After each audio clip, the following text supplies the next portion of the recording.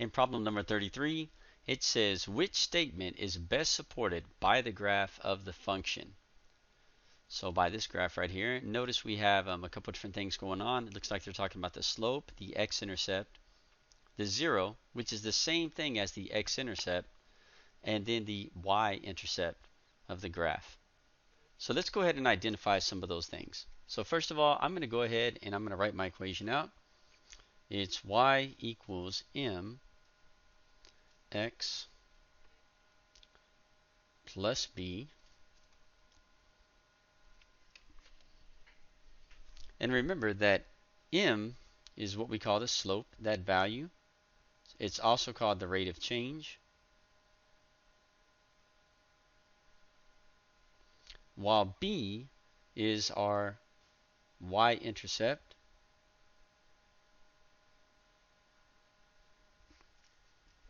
The other thing it talked about was the x-intercept and the 0. So I'm just going to draw a makeshift graph.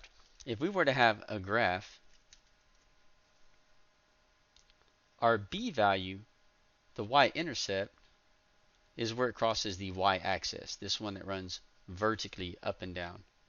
So that right there is my y-intercept, or what we call b in our formula. And then down here on the x-axis, the one that runs horizontal left and right, where it crosses that line, we would call that our 0, or our x-intercept.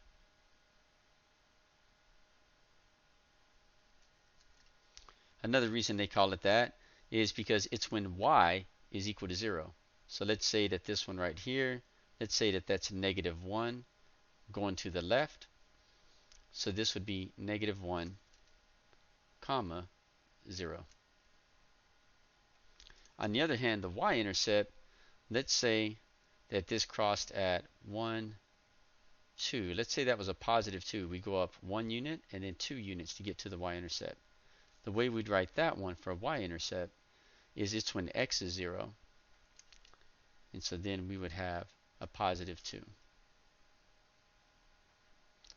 So that's my b value. And this is my x-intercept, or my 0. Now with that being said, we're going to go ahead and rule out some things on here. So I feel like the easiest ones to rule out are the x-intercept, 0, and the y-intercept. So let's look at where they actually cross. So if you notice on this one right here, it crosses the y-axis at 3. So in my problem,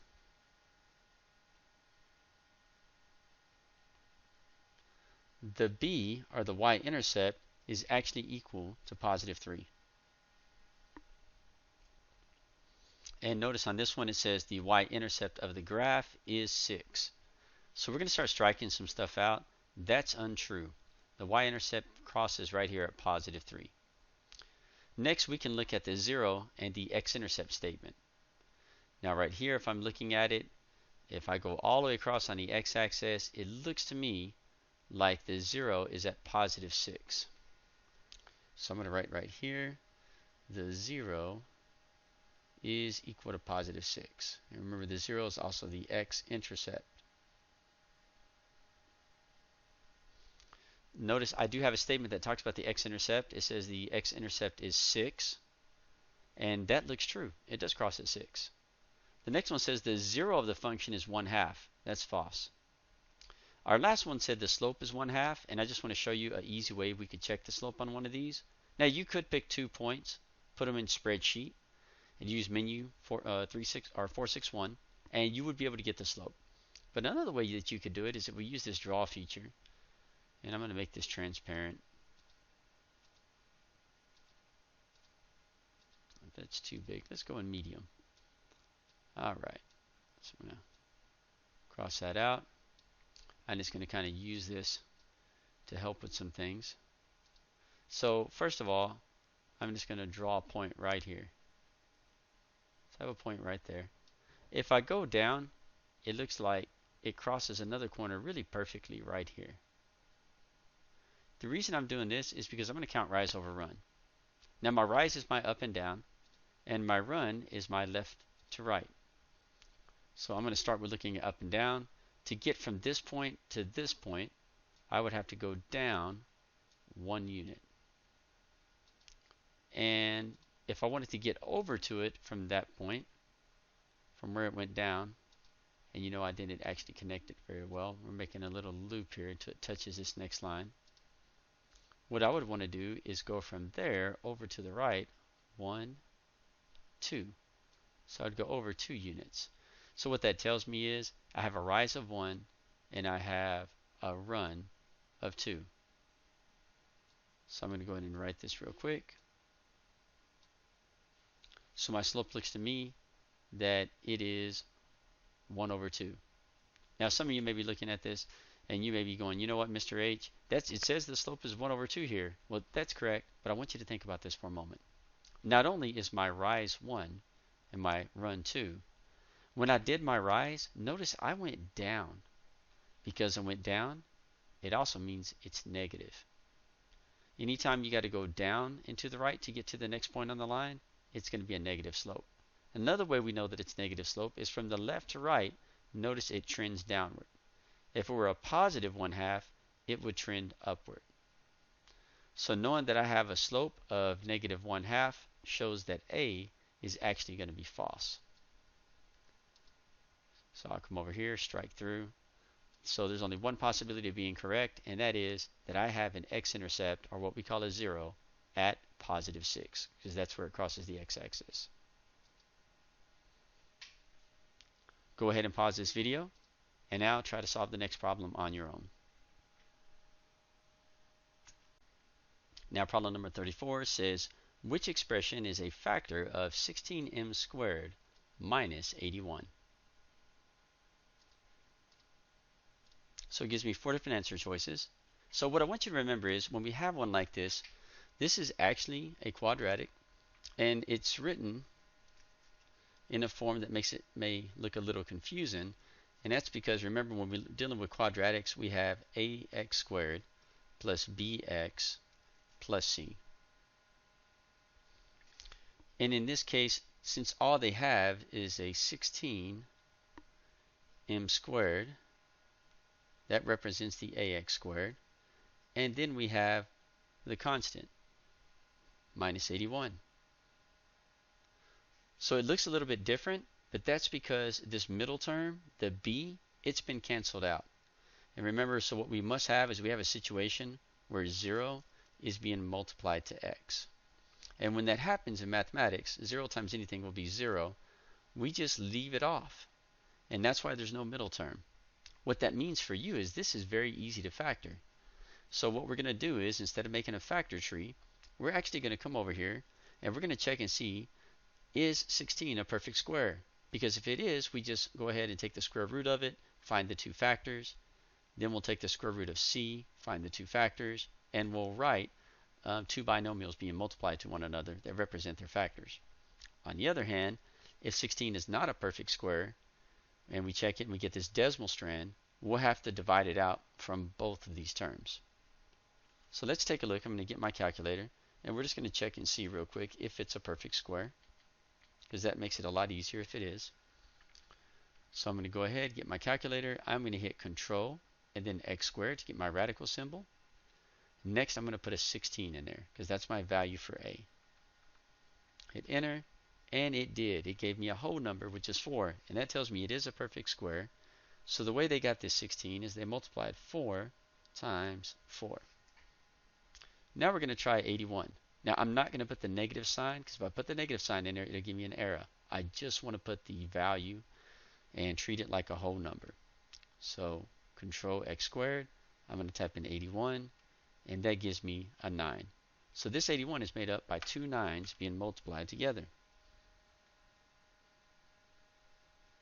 What I want you to remember is that when we have a situation like this, the c value is always going to be the one where you make one of the values positive and one negative. And now we're almost done. We have everything that we need to write our 2 binomials. So let me go ahead and write those out.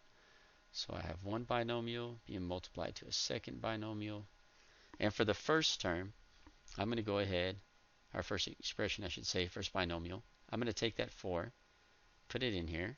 And since they decided to use the variable m instead of a variable x, I am going to put a variable m in there. And then I'm going to use this first 9, which is plus 9. For the second binomial, I'm going to use 4 again. Cross that second one out. I'm going to put my variable m inside of here. And then I'm going to use my -9.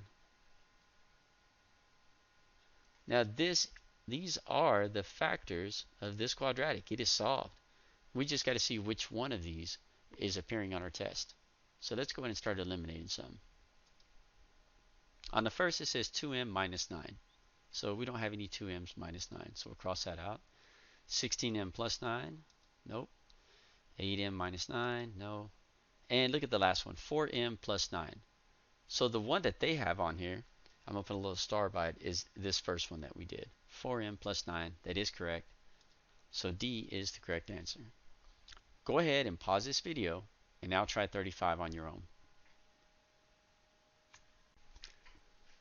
Now in problem 35, it says the equation of line K is y equals -x plus 17. Line N is parallel.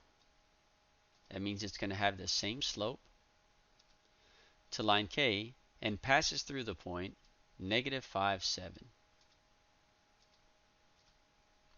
Determine an equation that represents the relationship between x and y for line N and enter your answer into the space provided. Now this is going to be a challenging problem because they're not giving us multiple choice, right? So we can't just like rule out some problems by comparing equations and graphing them, because that would make this really super easy. We're actually going to have to create the equation. Because of that, we are going to have to go to our formula chart from STAAR.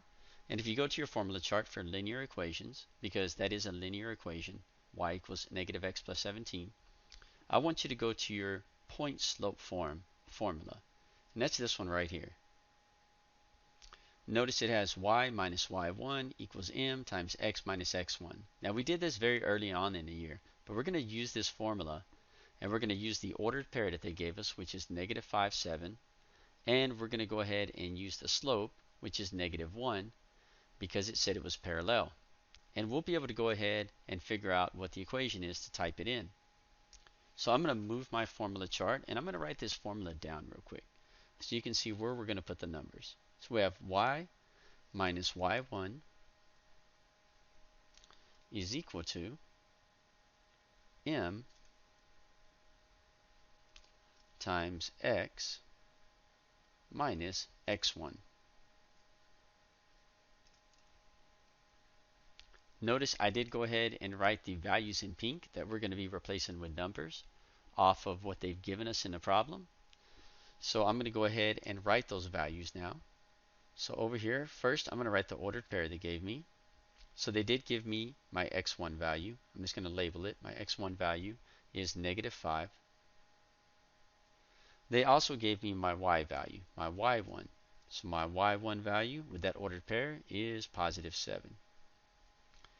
Since they told me that this line is parallel, I know that all parallel lines have the same slope. So m, right, we call that slope, is going to be equal to -1. So -1. And for any of you who are looking at this going, Mr. H, how did you know it was -1? Well, they gave us this right here. They said y equals -x plus 17. When they gave us this equation, anytime you have a -x, this is actually an invisible 1 in front of the x. Right? I'm going to write right here a note. Invisible 1. So that's how I knew the slope had to be -1. So we're just going to use the given information and the formula we have in our formula chart on the STAAR test that you'll have access to figure out what that equation is. So let's substitute those values. So first of all, I'm going to rewrite this. I'm going to write this as y minus. Now, anytime we replace a variable with a number, you must remember to put it in parentheses. So my y1 value in this case is 7. So I'm going to put a 7 in place of y1. And then this is equal to my m, which is the slope. So I'm going to go ahead and put that. So I have a slope of -1. And then we're going to just bring down the parenthesis and the x and the minus sign. And last of all, we have to put in our x1 value. X1 is -5. Now this is one where it's really important that you make sure you are using those parentheses. I want you to notice, if you hadn't used a parenthesis, what a lot of students might have did is they might have forgot. They had a negative sign here, and they would have just brought the 5 down and would have said x minus 5. But if you put the parentheses, you'll make sure you put that negative sign with the 5 with it, and this is actually going to change it to a positive. So let's go ahead and start working this out. First of all, I'm going to distribute my signs. This negative sign being distributed to a positive 7 makes this actually y minus 7. And then that's equal to, I'm going to go ahead and drop the parentheses on the slope. You can always drop the parentheses on the slope once you start going through this process, because there's no other numbers in front of it. There's no negative sign in front of it. And then I'll write x, but instead of minus -5, I'm going to distribute this. In other words, this is like saying -1 times -5. And a negative times a negative is a positive. So this becomes positive 5. So I want you to notice we've actually distributed our negative signs and made this a little simpler to deal with. Now I'm going to continue the process. The next step is always want to take care of the distributive property. So let's go ahead and take this -1 right here, and we're going to multiply it to x. In other words, you have -1 times x. And that's going to just give me -x. Then I have -1 times positive 5. And that's going to give me a -5. Now, if you're not good about memorizing the rules, right, you could just follow this process, and you could have went ahead and said, you know what, I'm not sure about this. Let me take -1 and multiply it to -5. -1 times -5. And it would have told you that it changes, right, to a positive 5. Or you could have said -1 in this case, right, because we had a -1 times a positive 5. So I can put times positive 5, and it changes it to a -5.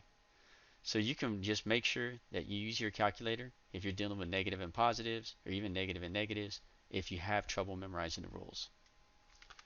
But just I wanted to prove to you that I did this correctly. -1 times positive 5 does give me a -5.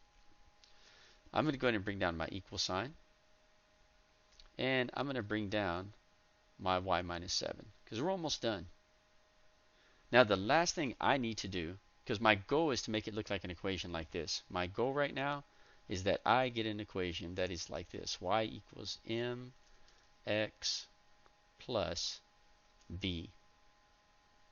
So in order for it to look like this, slope-intercept form, I need to move the -7 over to the right side of the equation. So I'm actually going to go ahead and add this 7, because right now we're subtracting it, so we're going to add it so that it zeroes out. And then I'm going to add it to the constant on the right. And the reason I'm adding it to the constant is because you cannot add a constant to a variable. They are not like terms. But you can add a constant to a constant. Now, -7 plus 7 leaves me with 0. So I can ignore that. It becomes a 0 set. So that just leaves me with y on the left side of my equation is equal to, nothing changes about the slope, which was expected, right? Because parallel lines always have the same slope. Just like this was -1x, this is -1x. And now I just got to do -5 plus 7. Once again, since we're dealing with negative and positive numbers, I would put it in the calculator to make sure you don't make a mistake on this last step. So I'm going to type in -5 and then plus 7, and it gives me positive 2.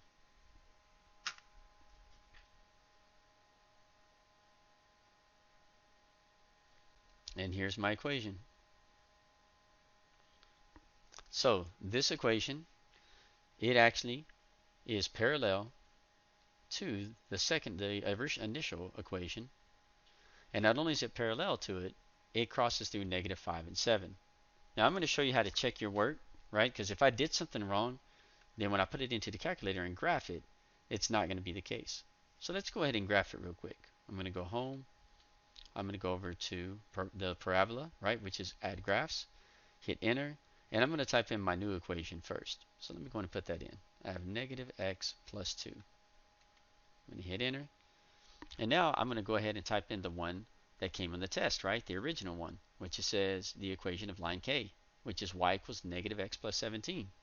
So I'm going to hit tab, and I'm going to go ahead and put negative x plus 17. So both of them are graphed.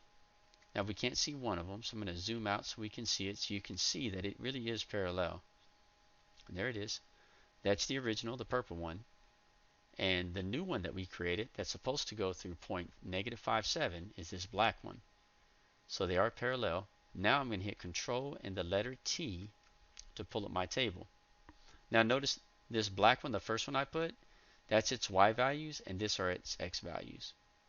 The second equation, you can see its y values, and you can see its x values here.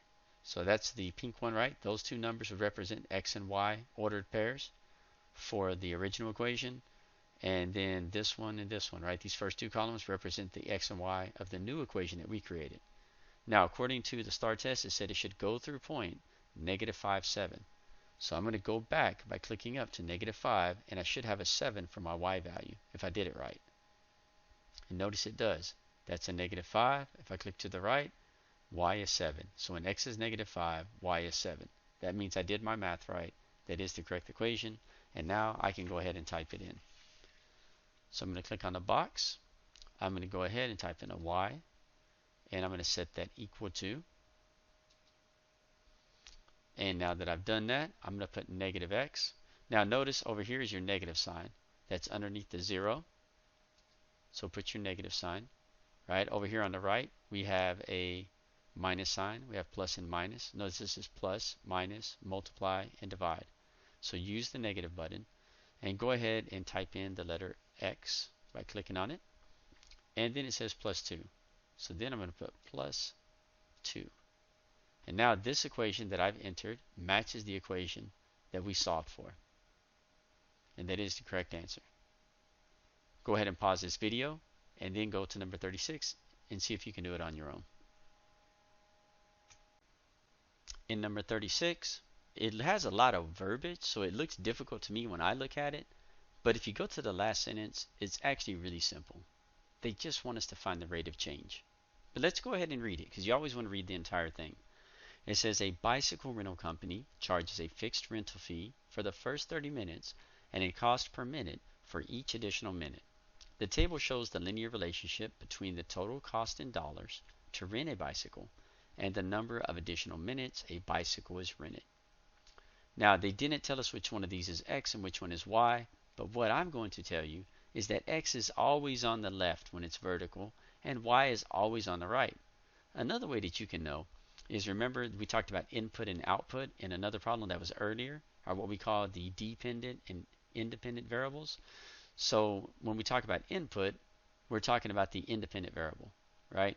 And so this is the input. They're saying the number of additional minutes, right? You input this, and then you get the output. And the output is the total cost in dollars, right? That's our dependent variable. So our cost depends on how many additional minutes we're going to rent it. So x is left, y is right. So if you want to make yourself a note, if you actually write it down on a piece of paper, it'll help you remember it when it comes for the real test time. Just remember, anytime you have a table like this, x is left, y is right. So let's go ahead and notice this says, what is the rate of change? I'm going to highlight that. That's an important word. And I need you to remember that when we have an equation, for instance, as y equals mx plus b, I want you to remember that m is the slope, but it is also known as the rate of change.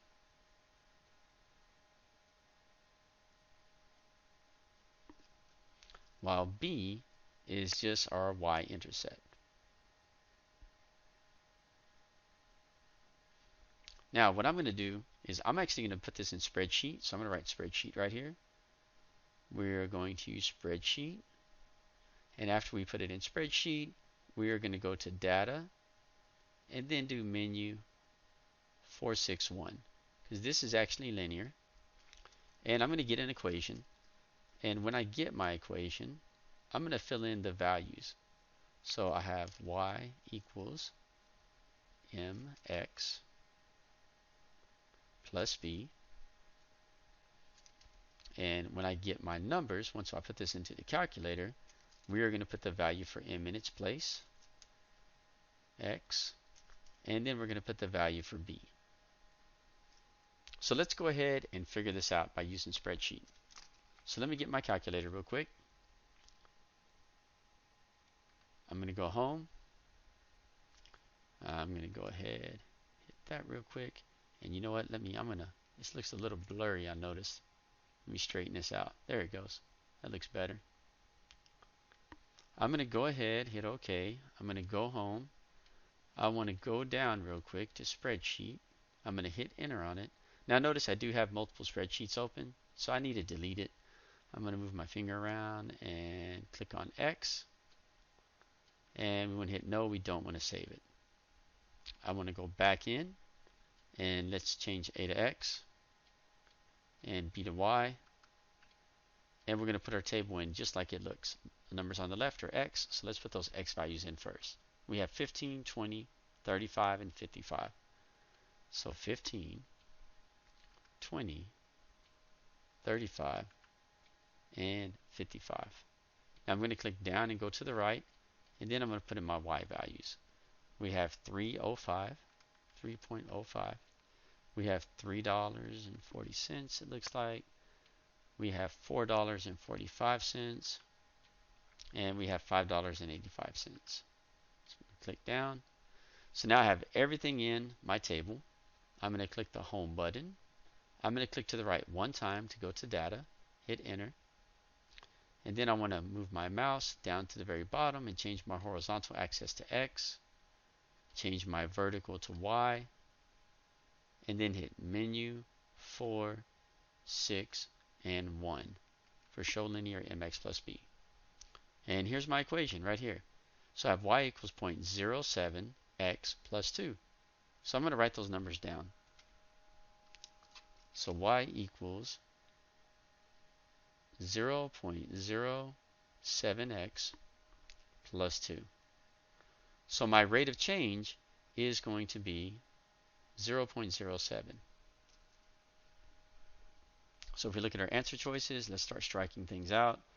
This says 17 cents per minute. That's wrong. 35 cents per minute is wrong. 56 cents per minute is wrong. All we have is 0.07 per minute. That is the correct answer. That's what we got with spreadsheet. Go ahead and pause this video and go to the next problem and see if you can solve it. On 37, it says a student borrowed $480 from a friend. He agreed to make monthly payments of $96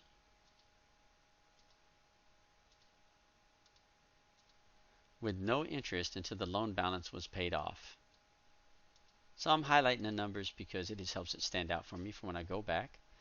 The next sentence says the function shown models the situation where f of x represents the remaining loan balance in dollars after the student has made x monthly payments.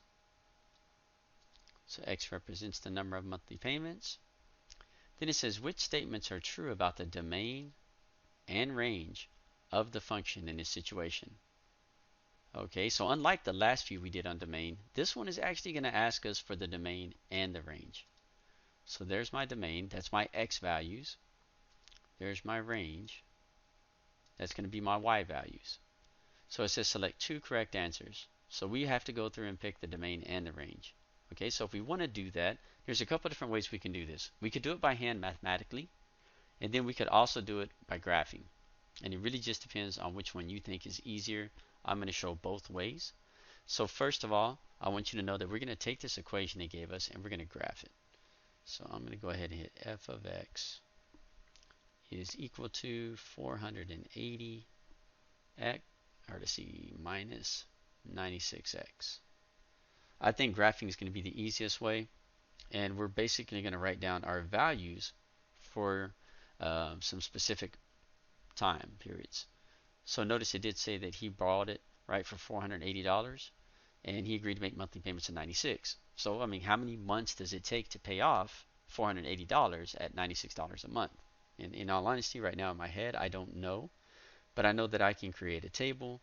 When I graph it, it'll give me a table, and then I can create a table, and I can find out how long that's going to take. Now remember, my y values goes in the right, and my x values goes on the left. So let's go ahead and get the calculator and graph this, and then we're just going to fill in our table. So go home, go over to my favorite one, graph the parabola, and I'm going to type this equation in. 480 minus 96x. Hit enter.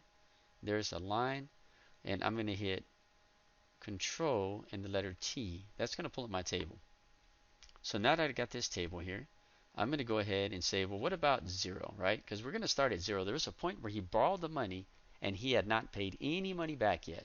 So on day one, we'll call that day 0. I like to call it day 0. So that's when the person handed over the money, and he owed him $480. Now on the next month, right, he paid. And on the next month when he paid, he then only owed $384. So we owed $384. And in the second month, he paid again, and he owed $288.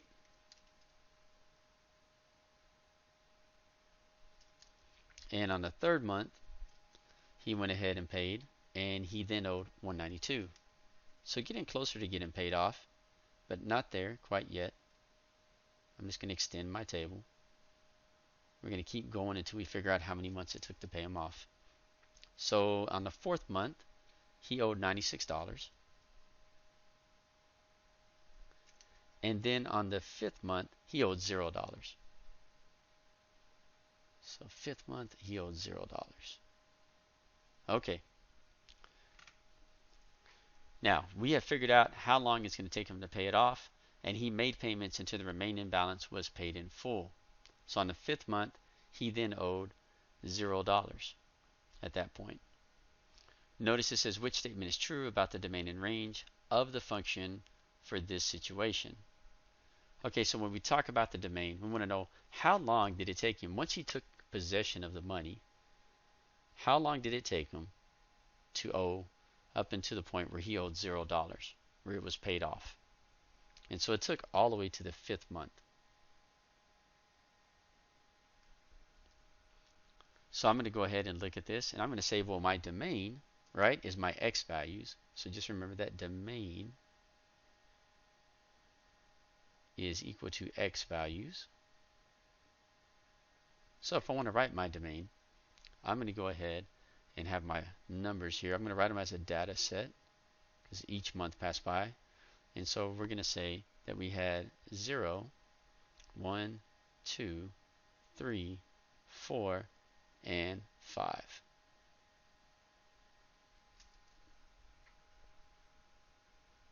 Now, when it comes to my range, I'm going to go ahead and write range real quick. And remember that we always got to write the lowest number first and the largest number last. So I thought I forgot to mention that. Usually I mention that. But remember that you go from least to greatest. Just remember that as we're doing this. We always go from smaller numbers to bigger numbers. So for my range, I'm going to write my data set. And for my range, our smallest number is 0. The next is 96. The next is 192. The next is 288. Then we have 384. And then we have 480.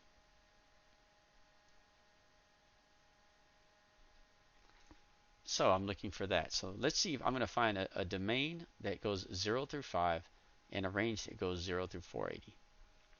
So let's go ahead and start selecting some answers. Alright, so it says the domain of the function is the set of all real numbers. Well, that's not true. All real numbers mean that he had to pay money forever, infinitely. And he didn't have to pay money infinitely. He only had to pay $480 back, right? Once he paid the $480 back, The deal was over. So that one right there is going to get a strike. Next one, if I go to the next one, notice it says the domain of the function is 0, 1, 2, 3, 4, 5. That's true. So we're going to give that one a check. That's what we got here.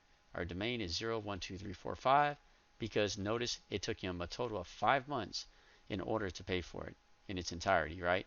Started on day 0, and then all of a sudden at the 5th month he made his final payment and had a 0 balance. Okay, let's look at the next one. The domain of the function is, nope, that's wrong. So actually, let's strike that out. Okay, the next says the range is a set of all real numbers. That's not true. He didn't owe an infinite amount of money. He only owed $480. The range of the function is 0, 1, 2, 3, 4, 5. Well, that's not the range. That's the domain. That's the time that was passing.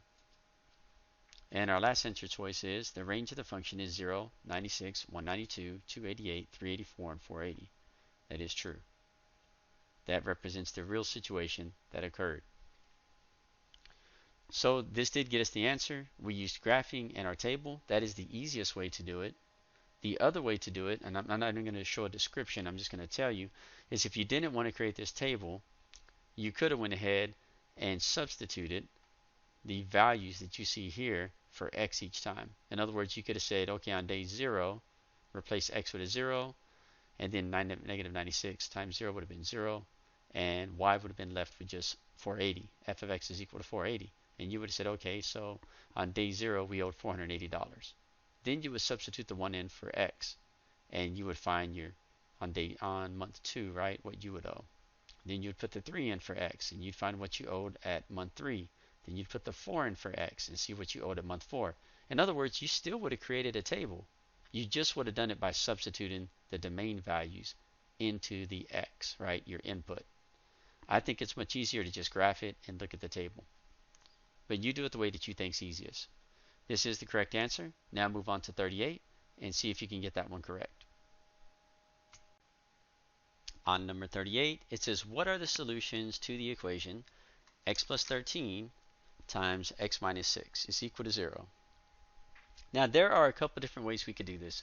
You could solve this quadratic by foiling it, and then after you foil it, you could graph it and look at it. The easier way would just be to graph these two binomials, because it actually will graph it and leave the equal 0 off. You just put on there the x plus 13 and x minus 6.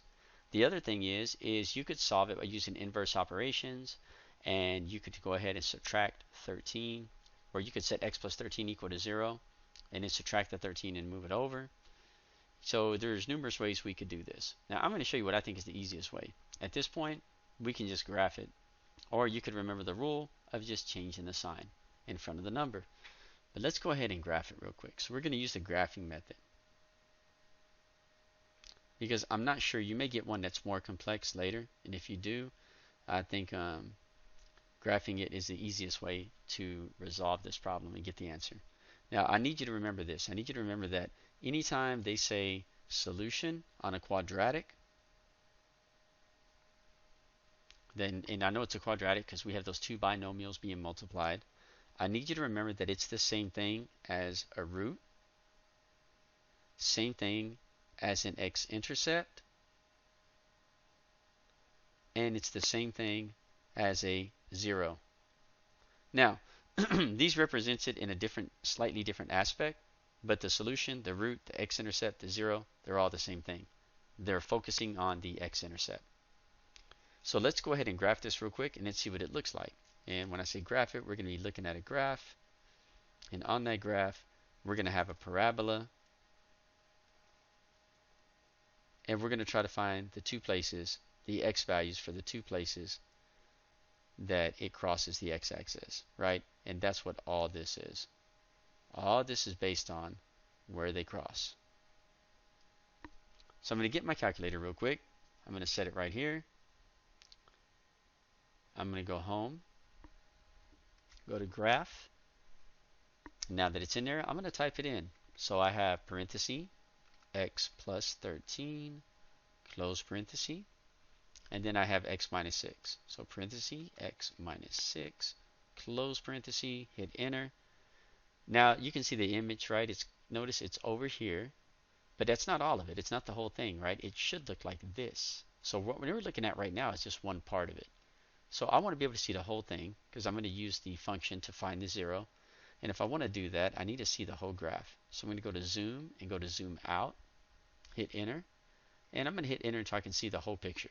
Okay, now I can see the whole picture. I'm even going to do it once more. So I have a 0 on this left side of origin, and I have a 0 on this right side of origin. I'm now going to hit ESC, escape, so that it doesn't zoom it out anymore. And I then want to hit menu, and I want to go down to analyze graph, which is option 6, and then I want to go to 0.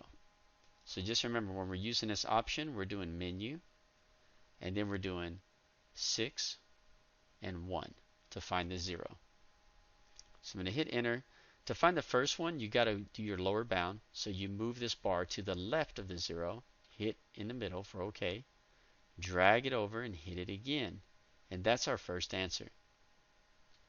So I'm going to go ahead and move this up over here on the left so we can see it good. And now we're going to find the second 0 where this one crosses on the right. So menu, go down to analyze graph, find the 0, hit enter. I'm going to go over just to the left of that 0. Hit OK, and then drag it over to the right. Hit OK again. And notice that order pair it gave me is 6, 0. So those are my answers. I'm going to move this over just ever so slightly. And so I know that this value right here on this side is going to be the negative 13. Because remember, when we're looking at it as an ordered pair, the first value is the x value, the second one is the y. And so we're really just concerned with that first one, 13. Second one is 0. So I'm going to say my solution is going to be x is equal to negative 13. That's this. Now on this second one right here, we have another ordered pair, right? And our x is first, our y value second, and the y value is going to be a 0 because this is a 0, but the x value is 6. So my second solution is x is equal to positive 6.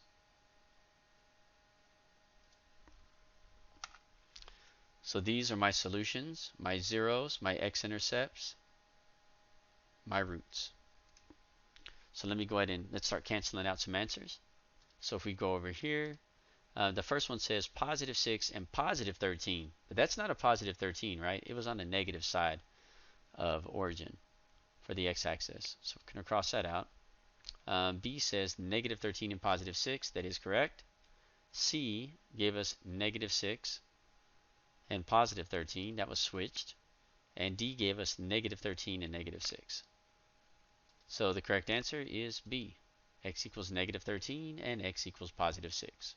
This is the easiest way to solve one of these. Pause this video and go ahead and go to the next problem.